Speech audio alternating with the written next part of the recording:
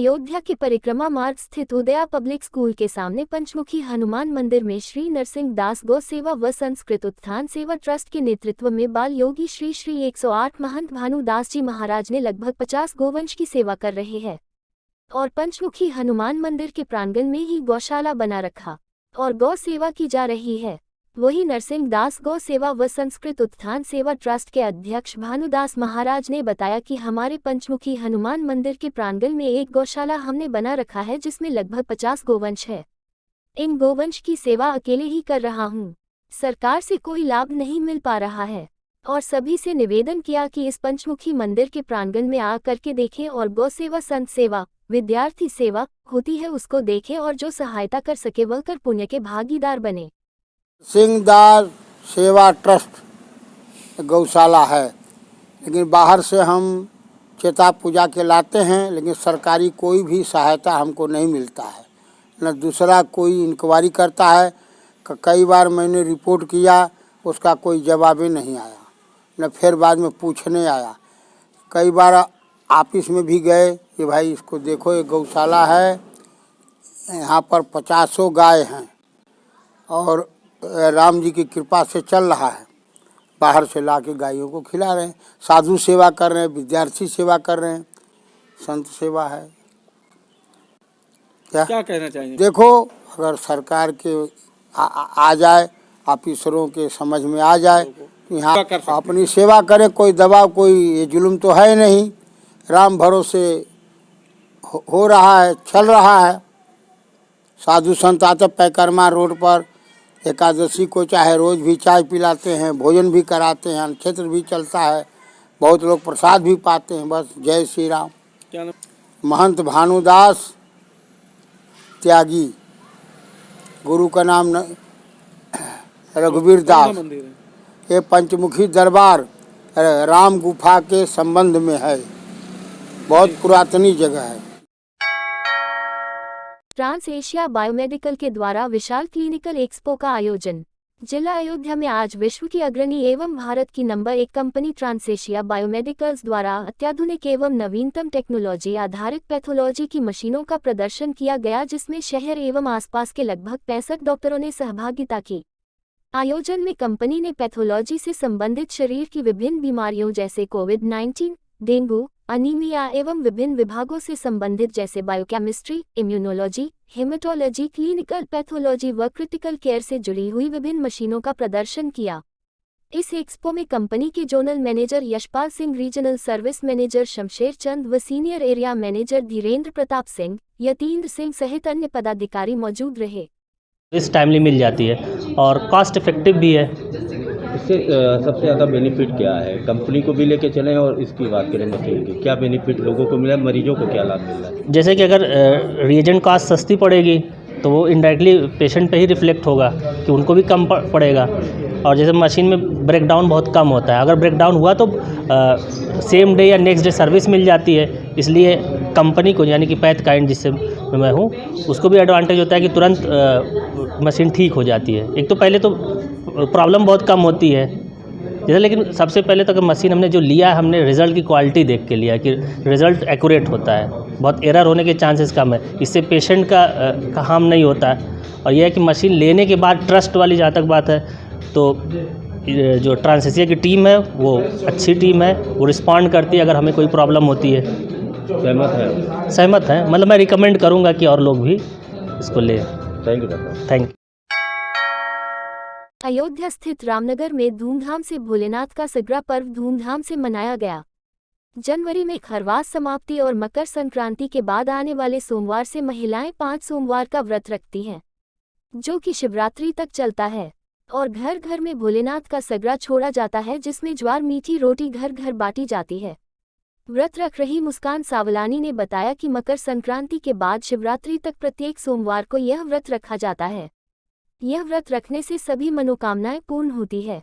इस पर्व की मान्यता है कि जो भी भगवान भोलेनाथ का नाम लेकर यह व्रत रखता है, उसकी सभी मनोकामना और इच्छा पूर्ण होती है। इस पर्व में सिंधी समाज के लोग भिन्न भिन्न प्रकार के भोजन बनाते हैं, जैसे मीठी रोटी चाशनी में डुबोकर बनाया जाता है। इसके साथ साथ साग अचार आदि व्यंजन बनाकर लोगों को खिलाया जाता है।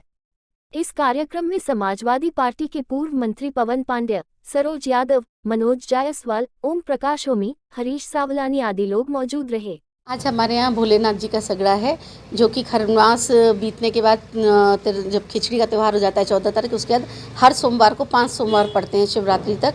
उसमें हम लोग घर घर भोलेनाथ का सगड़ा छोड़ते हैं, जिसमें ज्वार की मीठी रोटी बना के उसको गुड़ में चाशनी में डुबो करके मीठी कुट्टी बनाते हैं, और उसके साथ साग, आलू, चावल और अचार वगैरह कई व्यंजन बनते हैं जो भोलेनाथ का प्रसाद मन्नत मान के करते हैं। वो हम लोग घर में बुला के सभी को खिलाते हैं। क्या मान्यता है? हर की बहुत मान्यता है।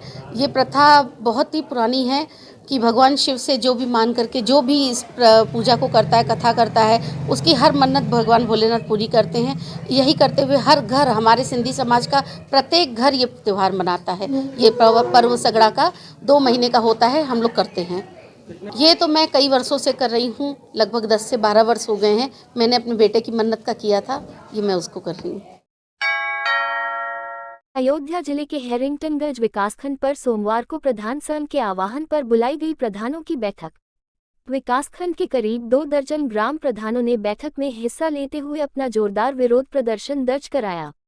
सरकार द्वारा नरेगा मजदूरों की हाजिरी के निमित्त लॉन्च किए गए एनएमएमएस में आ रही विसंगतियों के मद्देनजर प्रधानों की नाराजगी स्पष्ट दिखाई दे रही थी।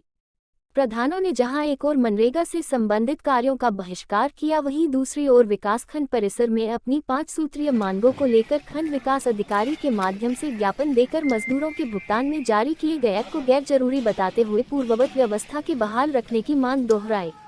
विरोध प्रदर्शन में मुख्य रूप से ब्लॉक अध्यक्ष अशोक कुमार तिवारी, अभिषेक सिंह, मनीष तिवारी, राजेंद्र तिवारी, शिव कुमार यादव, अमर कुमार, रामदेव, राजीव तिवारी, शत्रुघ्न तिवारी, शोभनाथ सहित 2 दर्जन प्रधानों ने अपनी मांगों को लेकर बैठक में शामिल हुए। जो हमारा ब्लॉक पे चल रहा है, ये हमारा प्रधान संगठन, अखिल भारतीय प्रधान संगठन की तरफ से हमारा धरना चलाया जा रहा है। सभी ब्लॉकों पे, सारे जिलों में सरकार के द्वारा एक तो ये एनएमएमएस की जो हाजिरी ऑनलाइन दोनों टाइम की रखी गई है कंडीशन। अब इसमें क्या है कि कई जगह, तमाम जगह गांव में ऐसी हैं कि जहां पे नेटवर्क की व्यवस्था नहीं है, नेटवर्क हर टाइम उपलब्ध नहीं रहता है।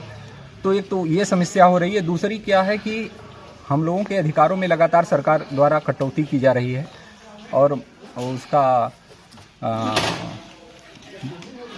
हम लोगों के उससे केयर टेकर का जो हम मुख्य मांगे हमारी हैं कि जो केयर टेकर है और विधायक है, इनका भुगतान सीधे उनके खाते में किया जाए, ना कि वित्त के खाते से किया जाए।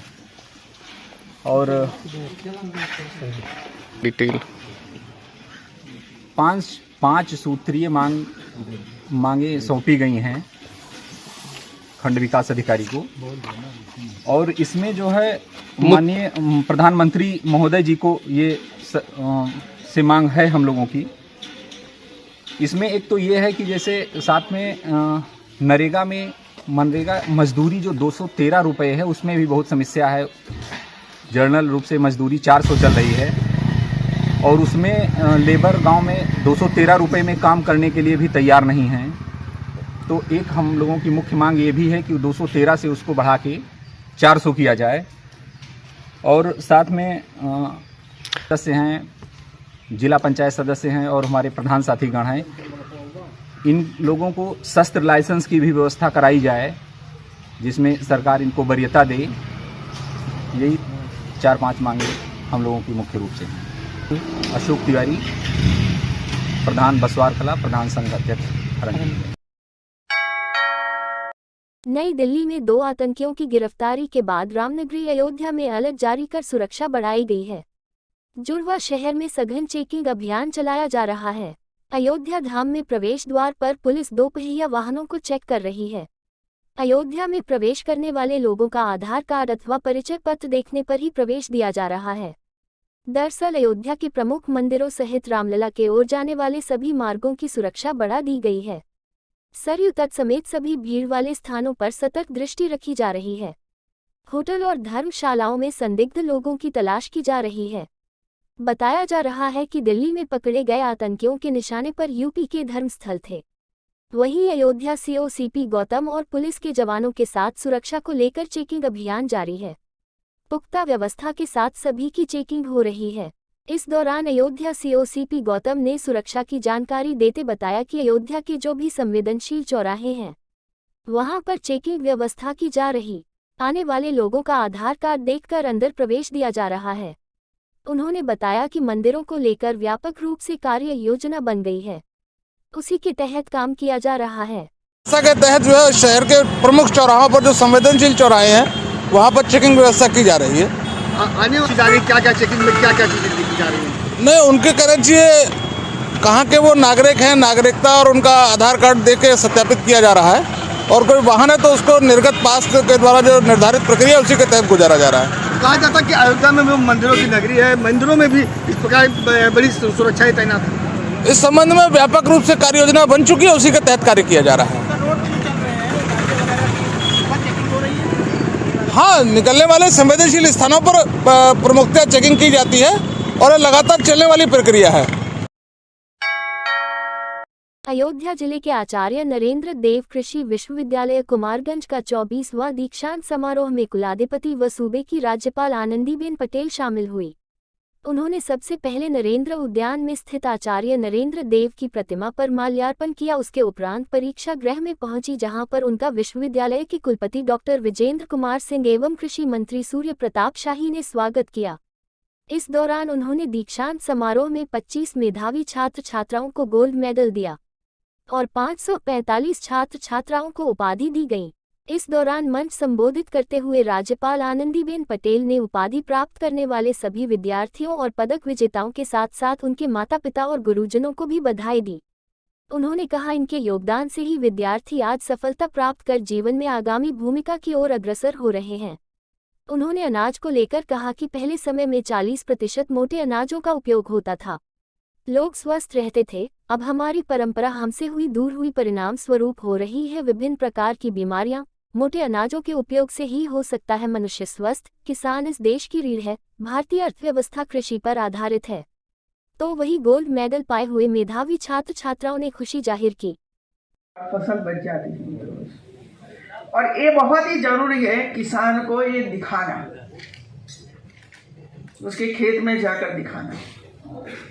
और दूसरा, आपने खरीदा है तो बहुत ही अच्छा है, लेकिन लैब तैयार करनी चाहिए, ड्रोन बनाने की लैब होनी चाहिए और उस पर अलग अलग प्रकार की टेक्निक का उपयोग करके किसानों को हम किस तरह उसमें सहाय कर सकते हैं, इस दिशा में। बीएससी एग्रीकल्चर ऑनर्स से ग्रेजुएशन कंप्लीट किया है और विश्वविद्यालय स्वर्ण पदक मिला है राज्यपाल के द्वारा।